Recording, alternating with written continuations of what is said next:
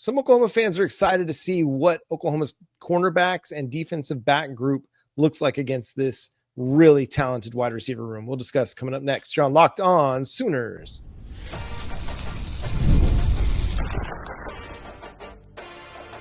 You are Locked On Sooners, your daily podcast on the Oklahoma Sooners. Part of the Locked On Podcast Network, your team every day. Once again, thanks for making Locked On Sooners your first listen every single day. Shout out to all the everydayers out there. Tune in and subscribe to the show wherever you get your podcasts. We're part of the Locked On Podcast Network, your team every day. Jay, we've got Friday fan feels ahead of week 4. This is what Oklahoma fans are feeling about this game against the Auburn Tigers. Long Raider Knight says this is a definite put up or shut up game. Either show us you're going to compete at a high level this season, or if they lose, it's going to go bad in conference play. I think that's a little far-fetched. I'm going to be honest. I think Auburn may be a little bit better than people think, but at the same time, I definitely agree with the first part, the beginning sentiment of this, because it is. Just like I said in the last segment, this is a money game, baby.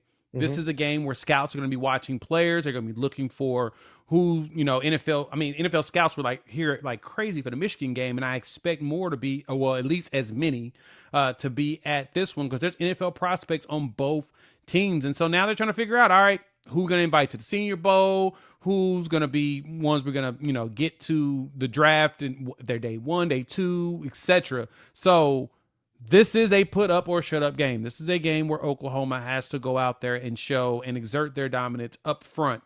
We got to continue to fight for our ownership of the state of Alabama. We got to maintain that peace. We got to maintain that land.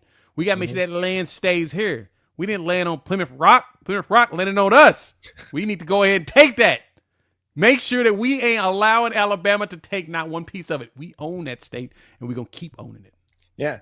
Sweet home Oklahoma. That's our song now. We own that song. That's ours. Yes, we're changing it from Alabama to Oklahoma. Why? Because we own the state right now. Own it. No, it is a put up or shut up game. And it's not just because of NFL prospects. It's because if you have aspirations of contending in the SEC or contending for a college football playoff berth, you have to win home games. You have to win home games against top 25 opponents. There's no ifs, ands, or buts about it. If you're Brent Venables, you got to get this one.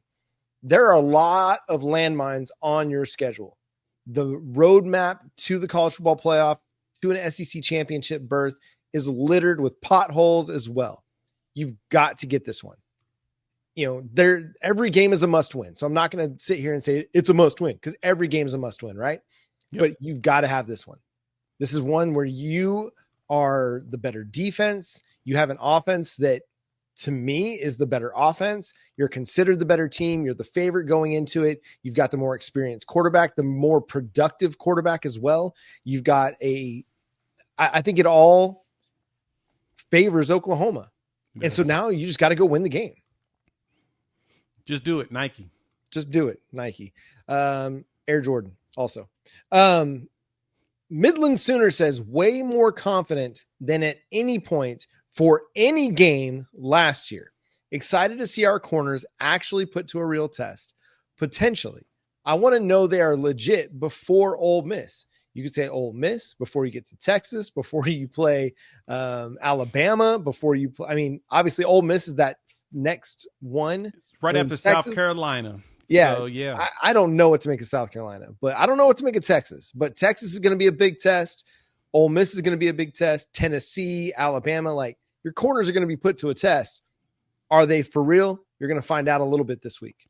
Yeah, I think so too. And kind of like we mentioned last segment, with Eric Singleton, Malcolm Simmons, as well as Cam Coleman, that three-headed monster right now that Auburn has, we're gonna be tested as we're throwing it. Was it Horatio Fields? He's also one that's going to be testing the Sooners or whatnot. That's the three that's got touchdowns: Singleton, Coleman, and Fields.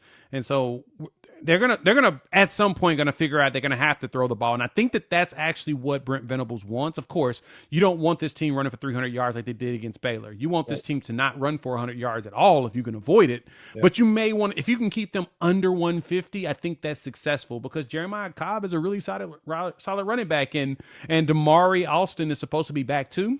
Yep. We'll see what happens, but Cobb has been he's got 300 yards rushing in the first 3 games total, right? So you want to make sure that you're not allowing him or Jackson Arnold to really go off, force them to get rid of the ball a lot faster than they want to. This game needs to be played, and we'll talk about it next segment more, but this needs to be played similar to the way we play Michigan as well as the way we play Alabama. Yeah, if Hugh Freeze is going to try and do anything to help Jackson Arnold, it's going to be to get the ball out of his hands quickly, try to use the screen game a little bit in the passing concepts. I think they're going to want to try to run it. They're going to want to muck it up, make it a really slowed down game, try to keep John Mateer and the passing attack off the field as much as possible, and really try to wear down Oklahoma's defense. The problem is Oklahoma can send waves of defenders at you because they're deep, and they've got a lot of talent that runs into that 2 and 3 deep that they can play a lot of guys. But back to the corners, I mean, this is it. Like, this is your first opportunity to go and make a statement. Cortland Guillory, like, this is the first big time matchup that you're going to have in your college career, whether you're lined up across from Cam Coleman or you're lined up across from Eric Singleton. This isn't going to tell the whole story for what your Oklahoma or football career is going to be, but this is the first opportunity to write the first page or the first chapter in that story. What's it going to look like? How are you going to bounce back if you do give up a big play? If you do give up a catch in a contested situation, how do you bounce back? Gentry Williams, Jacoby, Kendall Dolby, veterans on this team, you've got to lead the way. You've got to be productive and you got to be competitive as well. You know, this is one of those games where so many people are focusing on Jackson Arnold and his abilities as a passer.